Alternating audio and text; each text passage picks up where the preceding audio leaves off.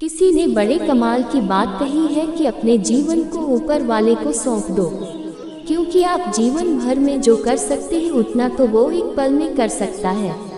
आपके लिए एक छोटी सी कहानी। ये कहानी महाभारत के युद्ध के प्रारंभ होने से पहले युद्ध भूमि को तैयार किया जा रहा था। कुरुक्षेत्र की भूमि को समतल बनाया जा रहा था, पेड़ों को हटाया जा रहा था। उस युद्ध भूमि का मुआयना करने के लिए एक दिन पहले निरीक्षण करने के लिए भगवान श्री कृष्ण और उनके मित्र धनुर्धर अर्जुन पहुँचे। वो मुआयना कर रहे थे, देख रहे थे तैयारी किस तरीके से चल रही है। तभी एक चिड़िया उड़ती उड़ती आई और भगवान श्री कृष्ण के पास आकर के बोली कि भगवान, मुझसे क्या गलती हो गई, मेरी दुनिया आपने उजाड़ दी। यहाँ युद्ध भूमि को तैयार किया जा रहा है, पेड़ों को गिराया जा रहा है। एक हाथी ने आकर के मेरा पेड़ गिरा दिया।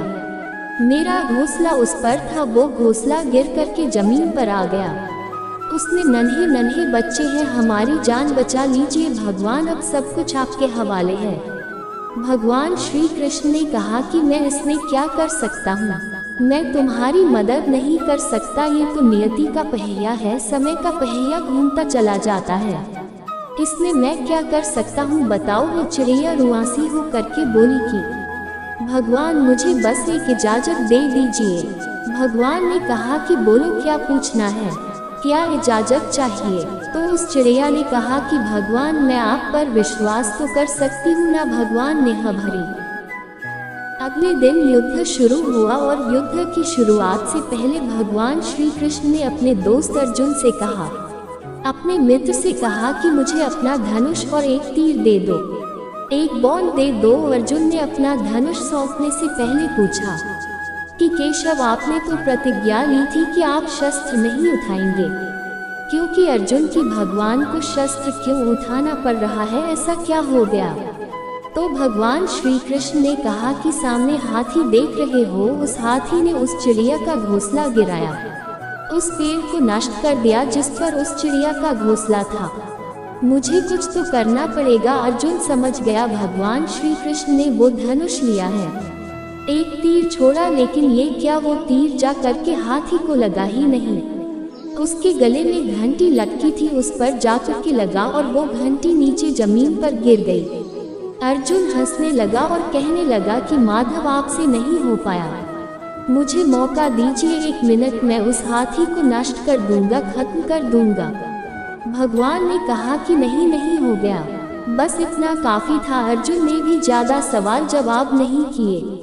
18 दिन तक युद्ध चला और उसके बाद में जब पांडवों की जीत हुई तो एक बार फिर से उस मैदान को साफ किया जा रहा था, क्योंकि काफी युद्ध के बाद में जो नुकसान हुआ था, बहुत सारा सामान गिरा पड़ा था, साफ सफाई चल रही थी। भगवान श्री कृष्ण एक बार फिर से अपने दोस्त, अपने मित्र अर्जुन के साथ में उसी भूमिका करने के लिए निकले और अर्जुन से कहा कि एक काम कीजिए, मेरे रथ से उतरिए और जाकर के नीचे वो जो घंटी रखी है उसको हटा दीजिएगा।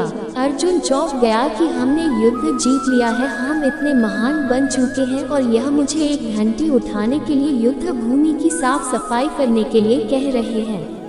लेकिन जानता था भगवान है, कुछ भी कह सकते हैं। रथ से नीचे उतरा, जा करके उस घंटी को उठाया, साइड किया और जैसे ही उस घंटी को उठाया वैसे ही उसके नीचे से नन्हे नन्हे बच्चे चिड़िया के फड़फड़ाते हुए उड़ान भर ली हुए उड़ गए।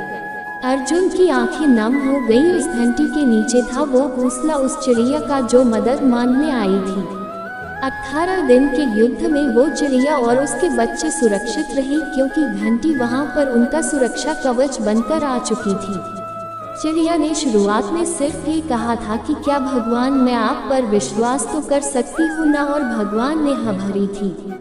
कहानी बहुत छोटी है लेकिन हमें सिखाती है कि दुनिया में हमारे सामने चाहे जो परिस्थिति आ जाए, एक काम कीजिएगा, अपने जीवन को ऊपर वाले को सौंप दीजिएगा, क्योंकि आप जीवन भर में जितना कर सकते हैं उससे कहीं ज्यादा तो वो एक पल में कर सकता है। हमेशा आपसे कहती हूँ कि ऊपर वाले के आशीर्वाद के साथ, अपनी सच्ची मेहनत के साथ और अपनी फैमिली के प्यार के साथ कर दिखाओ कुछ ऐसा कि दुनिया करना चाहे आपके जैसा। भगवान कृष्ण के वचन जीवन के सबसे कठिन समय में आपको प्रेरित करने की शक्ति रखते हैं। जब आपको दूसरों द्वारा मामूली समझा जाता है और आशा खोने की सीमा पर होते हैं, तो भगवान कृष्ण के इन गहराई भरे वचनों में खुद को विलीन करें। भगवान कृष्ण की ज्ञानमयी समझ के साथ आशा की एक प्रकृति का अनुभव करें। यह कोई सरकारी कथन नहीं है, बल्कि एक युक्ति संगत सत्य है जिसे अधिक जानने के द्वारा प्राप्त किया जा सकता है। चलो हम अद्भुत महाभारत की कहानी को याद करें। महायुद्ध की शुरुआत से पहले दुर्योधन को एक विकल्प प्रस्तुत किया गया।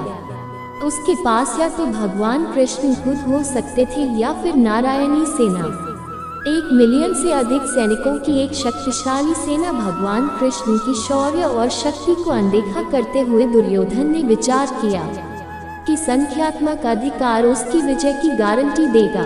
क्या उसे पता था कि उसे क्या प्रतीक्षा कर रही है? जब युद्ध विस्तार में आया तो भगवान कृष्ण ने अर्जुन और अन्य पांडवों को विजय की ओर प्रेरित किया। उनकी अद्वितीय युद्ध योजनाएं और अर्जुन को सिखाई गए रणनीतियां इतिहास की सर्वश्रेष्ठ मानी गईं। इसीलिए श्री कृष्ण के वचन न केवल गहरी ज्ञान रखते हैं, बल्कि युद्ध नीति में महत्वपूर्ण मार्गदर्शन के रूप में भी मान्यता प्राप्त करते हैं। ये अमूल्य सुझाव आपकी मोटिवेशन को उठाने और आदर्श में आपको प्रेरित करने के लिए अत्यंत महत्वपूर्ण होते हैं।